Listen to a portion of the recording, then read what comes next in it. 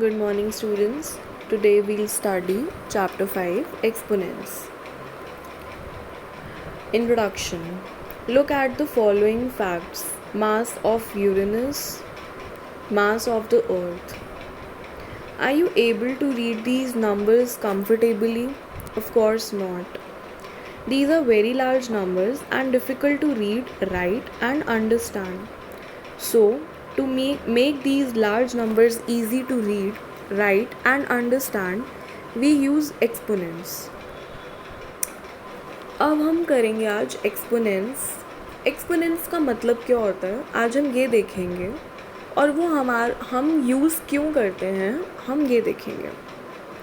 अब आप अपनी स्क्रीन पे देखिए, हमें एक बहुत बड़ा सा नंबर दे रखा है मास ऑफ यूरेनस का एंड मास ऑफ अर्थ का. क्या आप बच्चे ये पढ़ सकते हो? जैसे हम 100 बोल लेते हैं बहुत आराम से, 1000 बोल लेते हैं, लैक्स बोल लेते हैं, मिलियन बोल लेते हैं, बट क्या आप ये नंबर पढ़ सकते हो ईजीली? नहीं पढ़ सकते, क्योंकि ये बहुत ही बड़ा नंबर है और हम इसे रीड नहीं कर सकते. These are very large number. ये बहुत बड़े numbers हैं and difficult to read, write and understand. अगर ये जो नंबर आप देख रहे हो, एक तो ये लिखना बहुत डिफ़िकल्ट है. इसमें देखिए आप कितने ज़ीरोज़ लगे हुए हैं, कितने ज़्यादा ज़ीरो लगे हुए हैं, और हम इसको पढ़ भी नहीं सकते, ना राइट कर सकते हैं, ना इसको समझ सकते हैं. जैसे हम 100, 1000, लैक्स बहुत आराम से लिख सकते हैं, बट ये जो नंबर है ये बहुत ही बड़ा है. ऐसे नंबर्स को ईज़ी बनाने के लिए हम क्या यूज़ करते हैं? एक्सपोनेंट्स. इन नंबर्स को ईज़ी बनाने के लिए, इन नंबर्स को ईज़ीली पढ़ने के लिए, लिखने के लिए हम यूज़ करते हैं एक्सपोनेंट्स. अब एक्सपोनेंट्स का पढ़ते हैं. When a number is multiplied by itself several times, it can be written in short form called the exponential form. कोई भी नंबर अपने आप को मल्टीप्लाई कर लेता है अपने आप से ही बहुत बारी, हम उसको बोलते हैं एक्सपोनेंशियल फॉर्म. अब जैसे आप इस टेबल में या इस एग्जाम्पल में देख सकते हो, 3 पार्ट्स में डिवाइडेड है. एक product form, second is exponential form. First example 5 multiply by 5 multiply by 5. अब हमने अभी एक्सपोनेंशियल की हमने डेफिनेशन पढ़ी कि कोई भी नंबर जो अपने आप से खुद को मल्टीप्लाई कर लेता है बहुत बार, सेवरल टाइम्स मतलब बहुत बार मल्टीप्लाई करता है अपने आप को खुद से ही, उसको हम कहते हैं एक्सपोनेंशियल फॉर्म. जैसे 5 multiply by 5 multiply by 5. Exponential form में हम कैसे लिखते हैं? 5 raise to power 3.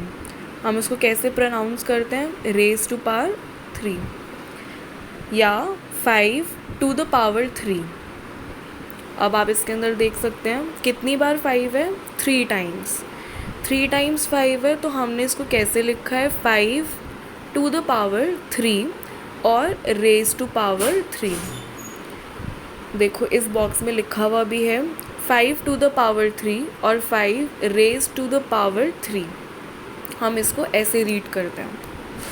Second example है 8 multiply by 8 multiply by 8 multiply by 8 multiply by 8 multiply by 8 multiply by 8. अब आप ये देखिए मुझे कितना ज़्यादा टाइम लगा इसको बोलने में, कितनी बार आपको टाइम लगेगा लिखने में. तो हम इसको कैसे करेंगे? 8 raise to power 7. We can write it as 8 raise to power 7 because we have multiplied 8 कितनी बार? 7 टाइम्स. हमने 8 को 7 टाइम्स मल्टीप्लाई किया है, इसलिए हम कैसे इसको लिख सकते हैं? 8 रेज टू पावर 7. अब आप ये देखो एक्सपोनेंशियल फॉर्म में जो हमने अभी एग्जांपल किया 5 raise to power 3, 8 raise to power 7, ये हमारे लिए इजी है बोलना, लिखना भी इजी है. हमें बार बार एक ही नंबर को मल्टीप्लाई नहीं करना पड़ेगा, हम इसको ईजीली ऐसे लिख सकते हैं. In the exponential form, the number which is repeatedly multiplied is called the base, and the number of times it is repeated is called exponent or index or power. अब इसका मतलब क्या हुआ कि हम ये जो एग्ज़ाम्पल देख रहे हैं, जब 5 को हमने 3 बार मल्टीप्लाई किया या 5 को हमने 3 बार लिखा, उस नंबर को हम बोलते हैं बेस नंबर। और जब हमने कितने टाइम उसको रिपीट किया, कितने टाइम रिपीट किया, 3 टाइम रिपीट किया, उस चीज़ को बोलेंगे हम एक्सपोनेंट, इंडेक्स और पावर। जैसे यहाँ पर एक्सपोनेंशियल फॉर्म में आप देख सकते हो 5 रेज़ टू द पावर 3, 5 को हम बोलेंगे बेस और जो ऊपर हमने 3 लिखा हुआ है उसको हम बोलेंगे एक्सपोनेंट और इंडेक्स और power. So in the above exponential form, 5 raised to power 3, 5 is the base and 3 is the exponent. So in the above similarly in 8 raised to power 7, 8 is the base and 7 is the exponent. अभी हमने यही दोनों examples देखे कि 8 जो है हमारा base माना जाएगा और 7 को हम एक्सपोनेंट बोलेंगे। In general, if a is any rational number and n is a positive integer, then a multiplied by a goes to n times is equal to a raised to power n, where a is the base and n is the exponent or power or index. It is read as a to the power n or a to the power n raised to the power n. अब इसका क्या मतलब हुआ कि a अगर rational number है और n कोई भी पॉजिटिव इंटीजर है, n का मतलब है कोई भी पॉजिटिव इंटीजर, तो हम इसको कैसे लिख सकते हैं, n a raise to the power n और a to the power n। अब यहाँ पर हम कुछ और एग्जांपल्स देखते हैं। 2 multiply by 2 multiply by 2 multiply by 2। अब ये देखो कितना मेरे को मुश्किल हो रहा है बोलने में। अब हम इसको ईज़िली कैसे लिख सकते हैं, एक्सपोनेंट्स की फॉर्म में। कैसे, 2 रेज टू द पावर 4, या और हम इसको कैसे बोल सकते हैं, 2 टू द पावर 4।